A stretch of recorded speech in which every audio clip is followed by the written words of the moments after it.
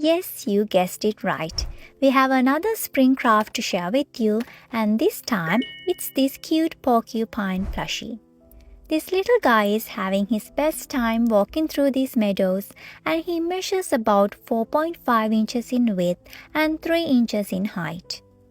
I actually forgot to add these spikes first, but I found a way to do that at the end. Make sure you stay till the end to see how I did that. Now download your free pattern and let's get right into it. You'll need felt fabric in your color of choice, matching embroidery floss, pins and a needle, a fabric marking pen, pair of scissors, some fiber felt for stuffing and a small rod to use in the process. Finally, you will need your pattern and you will find the link for that in the description. As always, let's start with cutting out the template pieces. You will find a total of 7 pieces here. Dash lines you see in this pattern are only to guide you where some pieces go when sewing. You don't have to worry about that yet. Now recently, I got a question asking whether they can use my patterns to make things to sell. I don't prefer mass production or duplication of my pattern, but you are welcome to use this for personal use or selling on a small scale as a small creator. If you would like, make sure to share those with me on my Facebook page or through Instagram. I would love to see that. Now it's time to use these template pieces to cut out fabric pieces. Whenever you need 2 pieces from a particular template, fold the fabric in half to make it into 2 layers. Then pin and place the template to those 2 fabric layers. You can carefully cut around the pattern after that. By cutting both pieces in one go, you can easily get 2 pieces exactly in the same size without any differences here and there. Finally, remove the pins and you got your fabric pieces. In case you are not comfortable that way, first you can place and hold the pattern onto the fabric and outline it using a fabric marking pen. If there is only one layer, you can just cut around it. But if there are 2 layers, use a pin to hold 2 layers and then carefully cut around it. Make sure you got a sharp pair of scissors when cutting 2 fabric layers at once. Remove the pins and you got 2 identical pieces from that template. When it comes to smaller template pieces like this leaf template, you can just hold that to the fabric and then carefully cut around it. Choose any of these methods to get all your fabric pieces ready and you'll find a total of 14 pieces to decorate one side of this porcupine. Now if you are thinking of decorating both sides, you might need to double the number of pieces for snout, flowers and leaf. It's time to sew and I'm going to start with the limbs. You'll need 2 limbs here and place one piece for a limb on top of the other. Thread your needle and make a knot at the end.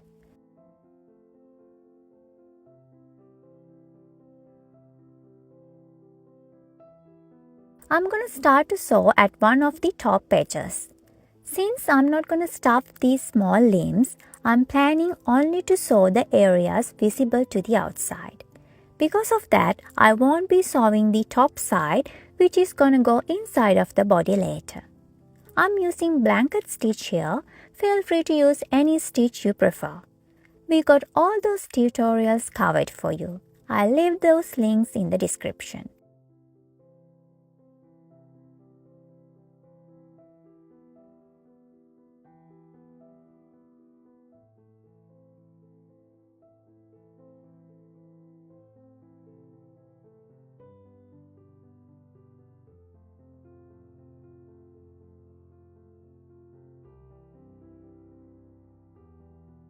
I'm going to make a knot to complete the sewing when I reach the other edge of the top side. To hide the rest of the thread, insert the needle in between 2 layers and come through only one. Pull the needle towards you and trim the thread. As you can see, I have left the top side unsewed, just because it's not necessary. Follow the same steps and you'll get 2 limbs at the end. I hope you remember about those dashed lines I mentioned earlier. Now this is what it means. These 2 limbs are gonna place in between the 2 body pieces around this area. I just wanted you to be clear. Now let's move to the next step, connecting the face and body of the porcupine. Take one from each piece and place the template for the face on top of the fabric piece, aligning each other. Using a fabric marking pen, mark where those 2 dashed lines start at the both ends. A small mark on the fabric would be fine. Now remove the template and the body piece is gonna go on top and align with those 2 marked points.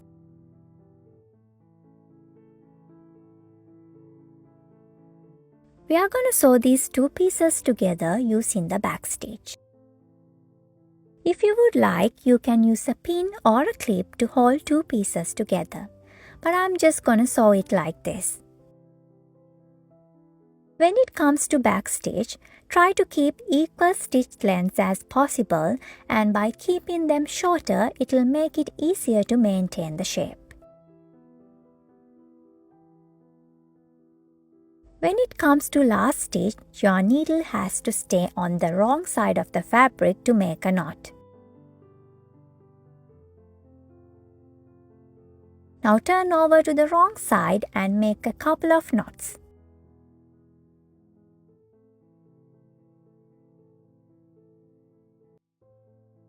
Finally, trim the thread. One side is completed and let's move to the other side. I hope you understand, for these 2 to be aligned, these need to be mirror images. If you follow exactly the same steps, it's not gonna happen. To easily understand this, place the second one facing the first one, as in a mirror. Then place your template piece for the face on top of the fabric and again mark those 2 dashed line starting points as the way we did earlier. You're gonna need to flip the template for a bit to see where those points are. Use a fabric marking pen to slightly mark the points.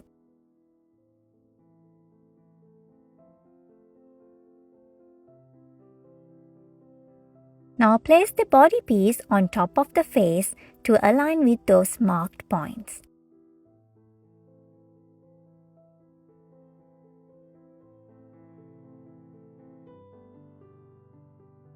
Last thing you need to do is sewing 2 pieces together as we did with the first one.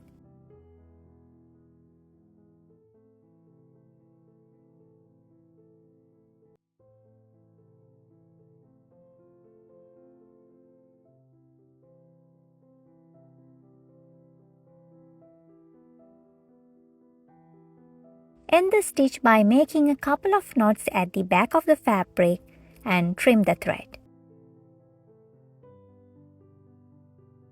At this point, you got both base layers ready.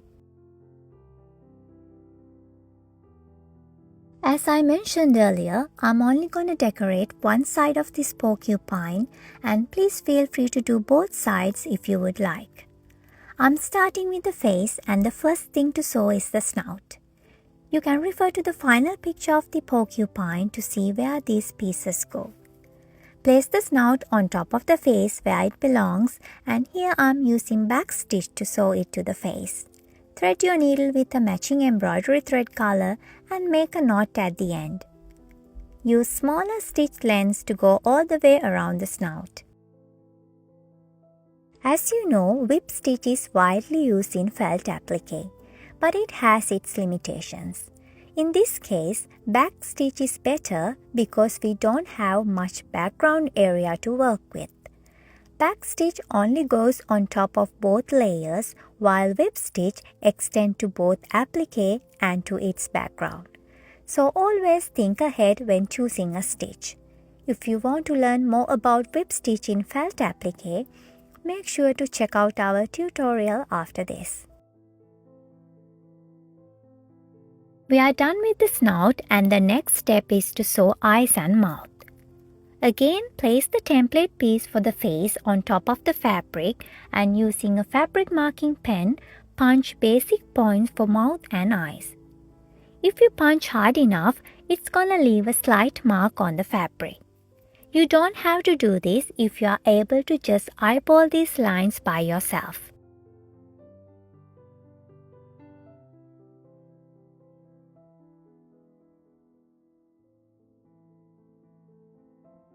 Using those marked points as a guide, sew 2 straight lines for the eye and 1 straight line for the mouth.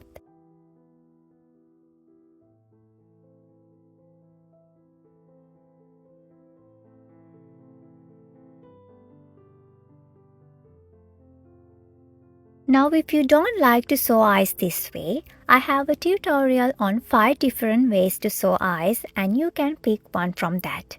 Make sure to let me know which one you used.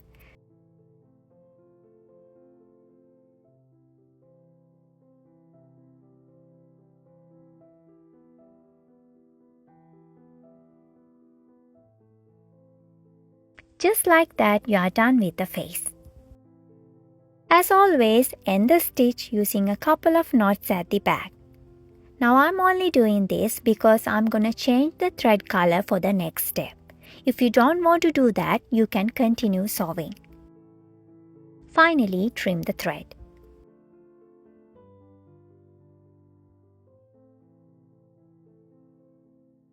Now it's time to decorate the body piece with 2 flowers and 1 leaf. First, let me show you how I'm planning on placing these pieces. This part is totally up to you and use more flowers and leaves as you prefer.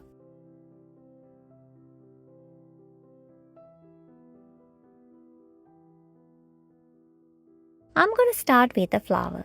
I have placed a flower and also its mid part on top of it. Now sew around this mid part using the backstitch. This will sew 3 layers together. The thing about backstitch is it's a very strong stitch in holding pieces together, so you don't have to worry about that.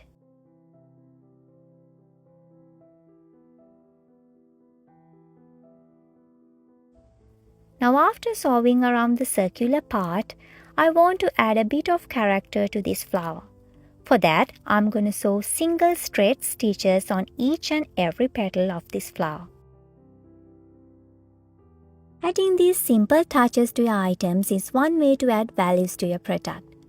Now if you know how to do the French knots, you can add a bit of French knots in the middle part of the flower as well. I'm showing you a few basic things, but I'm sure you all find your own ways of upgrading this cute porcupine.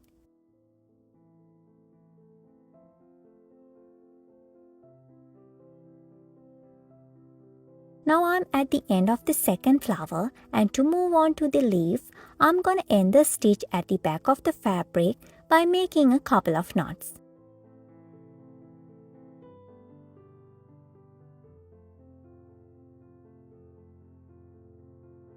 Trim the thread. Next step is to sew a leaf to the body. You can use the template piece as a guide, or you can just sew a straight stitch from bottom of the leaf to tip to show mid-rib of the leaf.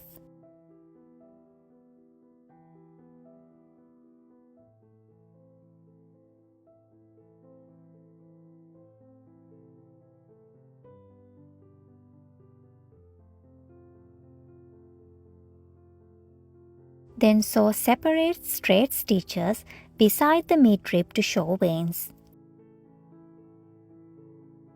After this step, I wanted to sew separate stitches here and there on the body piece just to show spikes on this porcupine, but I totally forgot that. However, I'm gonna fix that at the end, and if you're here, make sure you do that at this point. Finally, trim the thread. Now it's time to assemble our porcupine. Place one piece on top of the other facing wrong sides together and make sure they are aligned as well. Then place two limbs in between two layers. If you have any doubts, you can also use the template piece for the body as a guide to see where those limbs go. It's not that necessary.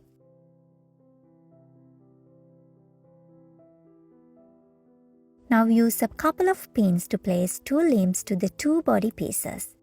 This will allow everything to stay in place.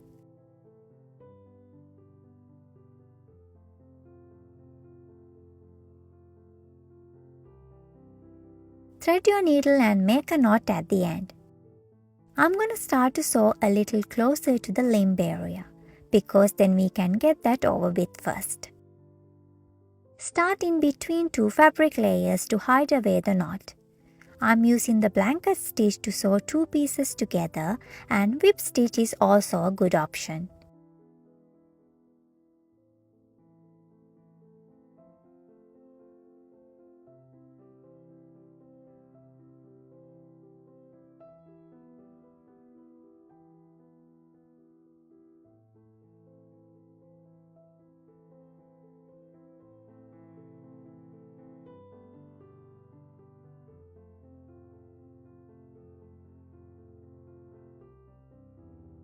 Keep sewing regular blanket stitch till you reach the first limb. Then remove the pin and hold the first limb while sewing. From there it changes a little bit. Basically what you do is insert the needle through all four layers from the back.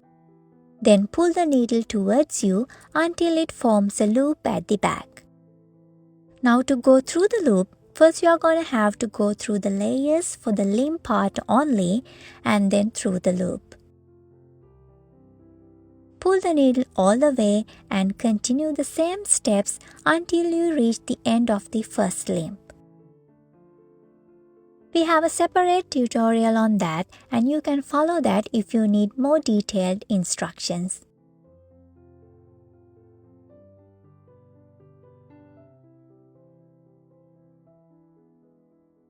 You can do the regular blanket stitch at the area in between the two limbs and then change it back a bit to sew the second limb.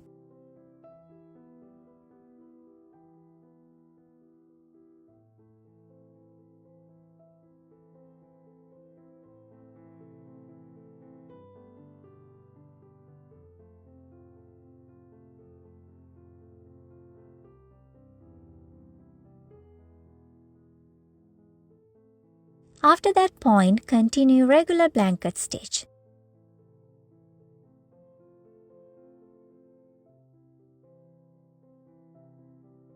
Try to sew smoother when it comes to spiky areas.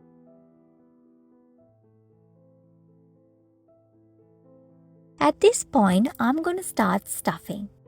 Otherwise, it's going to be harder to reach the face area. Start a little fiber fill at a time and you can use a small wooden rod with a blunt end to push fiber fill to narrow areas.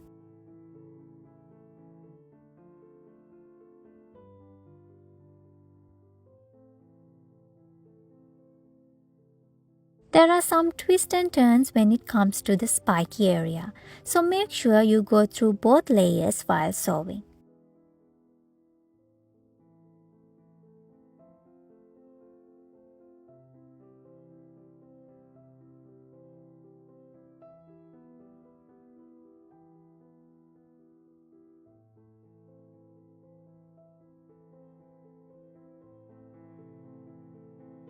Stuff as you go until you think it's enough.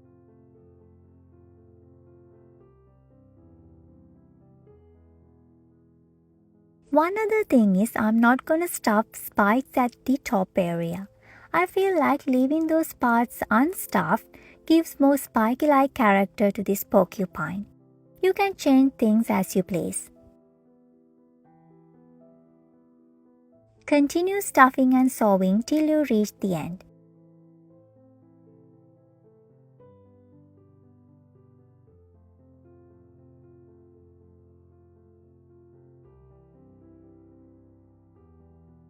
When you come to the end, make a knot to complete the stitching.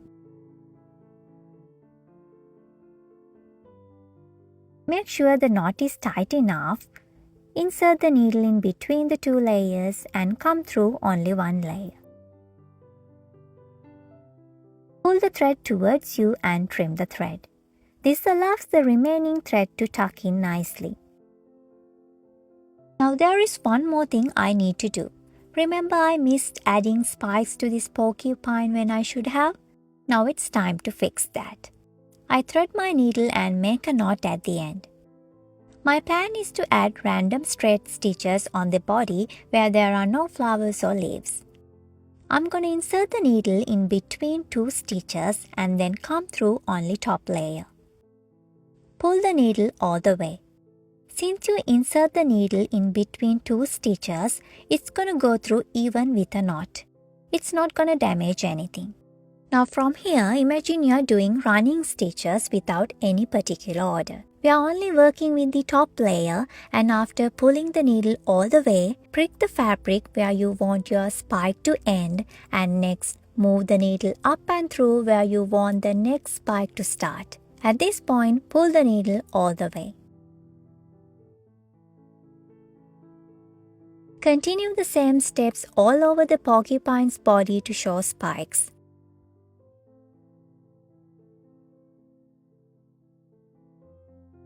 We are only doing this just because I forgot to add spikes in the first place. My advice to avoid this step is don't be like me. I mean, mistake happens, we forget things, but sometimes you can fix those small mistakes if you give it a thought.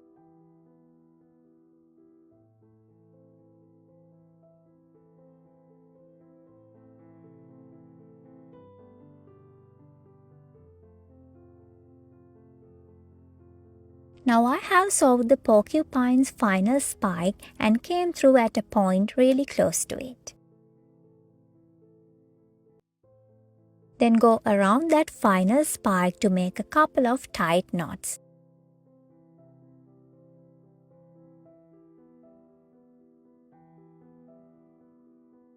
Insert the needle just below and in between the two layers and come through only one layer.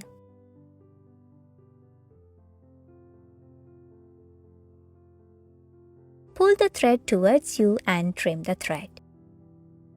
With that, you got yourself a cute porcupine for this spring. You can use this as a simple plushie, as an ornament, or make a few to hang into a garland. This can also go in your little one's Easter baskets, but make sure it's for kids above age of 3. Now please do me a favor by subscribing to our channel, and I truly hope you'll enjoy this video as well. Thank you for watching, and I'll join you in the next one. I mean, you can keep watching if you want to see him chilling. I don't think he would mind.